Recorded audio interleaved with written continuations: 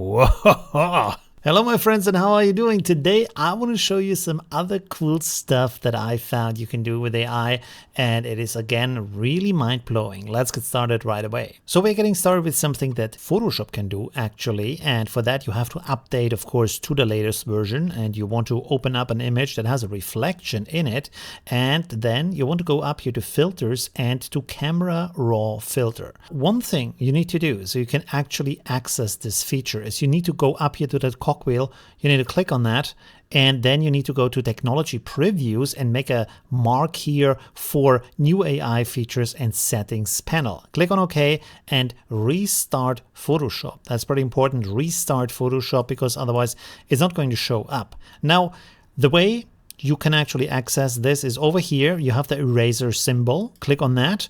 And then you have down here reflections and people. People I'm also going to show you in a second. So let's click here on the reflections. There is a little icon here. You want to click on that and then click on apply. And it takes a couple of seconds and then it is done for you. And as you can see, it has completely, or not completely, but mostly removed the reflection in a pretty amazing way. As you can see here, massively reduced the reflection. The interesting thing is you can go the other direction and see whatever was the reflection. I really like that feature too, because it kind of reveals what's going on there. Now, one thing you can see here is that this actually has removed parts here of the window because it identified it also as a reflection. But here's a trick on how you can actually solve this kind of problem. So what you want to do is, when you have the original window without the raw filter, you want to go here and duplicate the original layer, right click and duplicate that layer. After that, we're going back to our camera raw filter and we're going to reapply the same effect as before and click on OK. And now this is on an additional layer. We can actually go in here with the eraser tool over here. And as you can see, I can just erase the parts I don't want to have, and by that recreate it from the layer below. So you can see after I have done this, I can actually turn the layer on and off. And now it's only the reflection that is being reduced. And I have an additional benefit here that I can use the opacity to adjust how much of the reflection I want to remove, because sometimes for artistic reasons, maybe you want to keep some of the reflection in there, but the effect is pretty stunning. And now we come to a second image that I've taken on my recent trip to Vietnam. You can see there is some people here on that site. Again, we're going to filter, camera raw filter. When this is opened, we're going here to the eraser, to distractions, remove people, and then it will select the people for us wherever they are. If you want to keep some of the people here, for example, here I can click on that eraser, it turns blue, and then I click here on delete, and it will delete that selection for me. Otherwise, you can click on remove and it will remove everything that has been selected as people on the image. It takes a couple of seconds to finish that. And now, as you can see, it has tried to fix the problem. It's not perfect though. So you can see here in the foreground, we can clearly see that some part of the architecture here is missing. And when we zoom in here, the floor tiles here, even though they are very small, you can see that they're kind of like bending in all kinds of directions. So it's not 100% perfect, but if you need a quick solution, and also, like I said, this is a technical preview, this still works pretty well. Now let's go on to the next thing I want to show you. Yeah, Gandalf is having a pretty cool party here.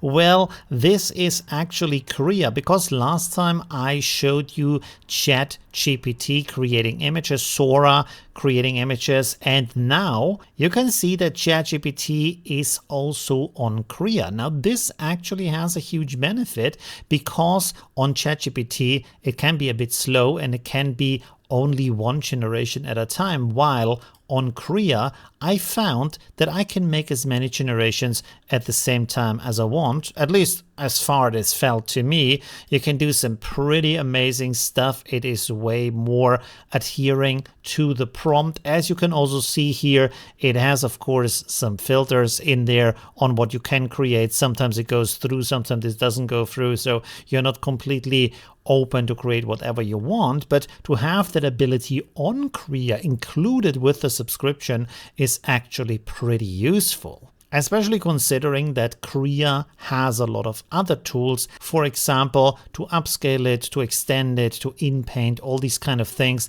that are not necessarily part of the GPT or Sora deal. Another cool thing you might be interested in is that Google Studio now also has VO2. Now, I have many people seen that they say VO2 has been added to Gemini, but for me it has not, so probably that's a regional thing. They're slowly rolling it out. I haven't access to that, but as you can see here, VO2 is now on Google Studio. If you're not seeing it, you want to go here on the left side, because if you're here in the chat and you're looking for the models, it's not over here. You have to go here to the left side to Video Gen, click on that, and then you can select that. You can also upload an image to use that as an input.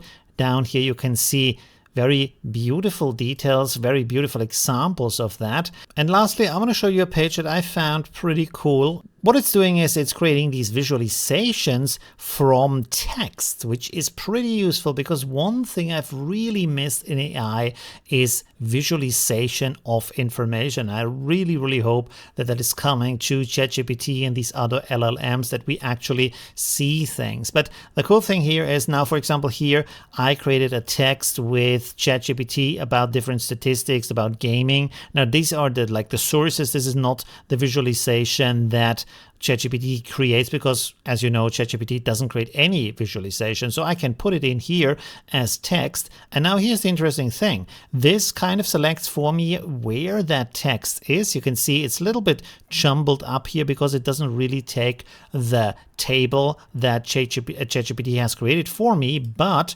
with this information, that is good enough that I can click on here and it will create a visualization for me. Now, the interesting thing here, when we wait a couple of seconds, is that I have the choice of many different visualizations. Not all of them are useful to what I want to create here. So here we have more and more of them. And if you scroll down, you see even more. So it will create as many as you want. So that's pretty interesting. So for example, this one here, sideways, kind of useful. You click here on styles. Now here you can select from different colors you want to have, or you can also select to create your own style. So that is pretty useful also. And then boom, there it is. You have everything in here with your information, and yeah, it looks pretty amazing. And the cool thing is also it preserves the original text. So this is not lost in case you want to go back when you're not happy with what has been created, or you see some mistakes in here. You still have the original numbers up here to compare that to that information. It's also an interesting detail here that when we look at this visualization, you can see here it says Asia 1.48 billion gamers, but down here it has converted that number of gamers in millions, 1,480, so that it makes more sense for the rest of it, and everything is in millions. So it's actually a smart conversion into that visualization. That's pretty useful. And that's already it for this video. I hope you enjoyed it. Leave a like if you did, and join me tomorrow for my live stream where we're going to experiment again with AI. See you soon. Bye.